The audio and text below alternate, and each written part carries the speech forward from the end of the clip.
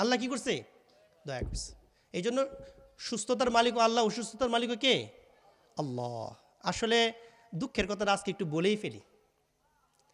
করোনার সময়ে কি মহামারী গেছে মানুষের জীবনে। আহারে, মানুষ দুইজন একসাথে বসতে পারে না, দুইজন হাঁটতে পারে না, রাস্তাঘাট বন্ধ, এর লকডাউন, শাটডাউন, এরপরে কত ধরনের থিওরি অ্যাপ্লাই করা হয়েছে করোনা থেকে মানুষের বাঁচার জন্য, কিন্তু মানুষ কি করতে পারে না, বাঁচতে পারে নাই। আব্বাকে নিয়ে ময়মনসিংহ মেডিকেলে ডায়ালিসিস করি, বাসায় আসছি, হঠাৎ করে রাত্রে 12টার সময় পুলিশ আসছে বাসায়। ঘটনা কি? কয় এটা কি আব্দুল হাই সাহেবের বাসা? হ্যাঁ। বলতেছে যে উনি কোথায় আছে? আমি বলতে বাসায় আছে। আমরা তো কিছু জানি না। পরে বলতেছে যে উনি বাসায় আছে। আচ্ছা আচ্ছা, তো ওনার তো করোনা পজিটিভ। তো করোনা পজিটিভ তেমন কী করতে হবে? পরে বলতেছে যে আমরা আপনার বাসায় একটা লাল নিশান টানাবো, লাল ফ্ল্যাগ টানাবো। কেন? আমি বললাম যে কেন? বললো যে যাতে করোনা, যেহেতু আপনার আব্বার পজিটিভ, যাতে কোনো মানুষ আসতে না পারে, সংস্পর্শে আসতে না পারে, আসলে ওনারও করোনা হবে, যাতে কেউ বাসার মধ্যে ঢুকতে না পারে, এই জন্য আমরা একটা লাল নিশান টানাই দেন, যাতে এই বাসা তার কেউ না ঢুকতে পারে। আমি বললাম এটা না করলে হয় না, এটা কেমন দেখা যায়? কোনা এটা আমাদের নির্দেশনা, কিছু করার নাই। তা আমি বললাম, পরে আমি বললাম যে উনি তো থানা মসজিদের ইমাম ছিল, তে হুসেনপুর হাই স্কুলের শিক্ষক। পরে বলছে আচ্ছা ঠিক আছে, তা আমরা একটু স্যারের সাথে কথা বলি। তা আব্বা বললো যে আচ্ছা ওনারে ডাক দেও। তা ডাক দিলাম। পরে পুলিশে বলতেছে যে হুজুর স্যার আমাদের এই বিষয়, তো এইখানে একটা পর্দা, একটা লাল নিশান টানাবো। বলে কেন? বলে এই কারণে কেউ যাতে ঢুকতে না পারে, এটা যাতে বোঝা যায় এই বাড়িটাকে লকডাউন দেওয়া হয়েছে। কী দেওয়া হয়েছে? তখন আব্বা তো একটু মানে গেম ধরে কইতেছে লকডাউন না, আমার এই বাড়ি লকডাউন আজকে দিবেন, আমার এই বাড়ি তো 40 বছর আগের থেকে লকডাউন। কি কোন এটা? আমার যে বউ, আমার যে ওয়াইফ, আমার ওয়াইফের সামনে আমার ভাইয়েরা হওয়ার অনুমতি নাই।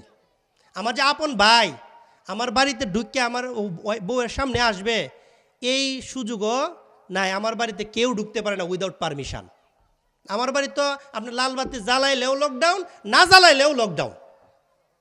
কি বুঝছেন কথাটা? আমরা বাড়িতে কি আপনি ইচ্ছা করে ঢুকিয়ে যেতে পারবেন?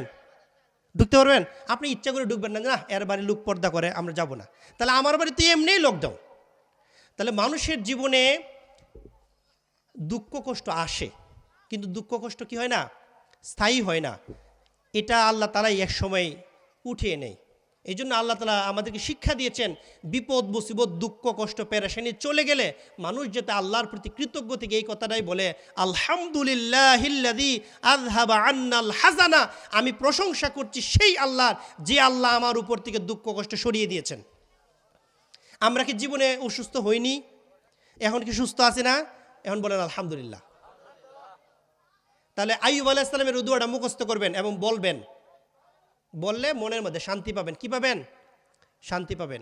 আপনাদের কাছে আরেকটা গোপন কথা বলি, করোনার রোগী তো দূরের কথা, আমি নিজেও আব্বাকে যখন ভর্তি করি তখন আমাকে ভর্তি করে না।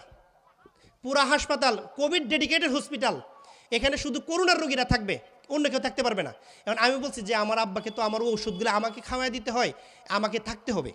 পরে বলছে না না আপনার সুযোগ নাই। পরে বললাম যে না আমাকে থাকতে হবে।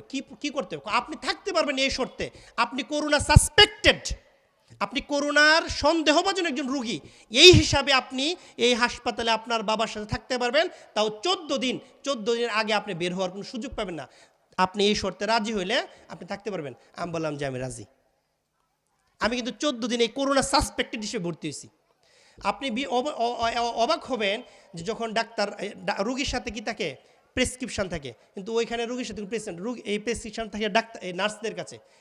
নার্স এসে দেখে ঔষধ দিয়ে যায়, আসার সময় ফ্যান বন্ধ করে দেয়। করোনার রুগীরা যে দিক দিয়ে এদিক দিয়ে ডাক্তাররা আসে না। কি ভয়ঙ্কর অবস্থার দিন যে মানুষের উপর দিয়ে গেছে না? এই দুঃখ কি আছে? যদি দুঃখ চলে যায় তা আল্লাহর প্রতি কৃতজ্ঞ থাকতে হবে, আর বিশ্বাস করতে হবে কোনো রোগের কারণে, কোনো মানে কোনো পাপের কারণে, কোনো ভুলের কারণে আল্লাহ আমাদের রোগ দেয়, বিষয়টা কিন্তু এরকম না। আল্লাহ তাআলা আমাদের পরীক্ষার জন্য রোগ দেয়। মুমিন বিশ্বাস করে ওয়াল কাদরি খাইরিহি ওয়া শাররিহি মিনাল্লাহি তাআলা, যে তাকদীরের ভালো মন্দ কার পক্ষ থেকে?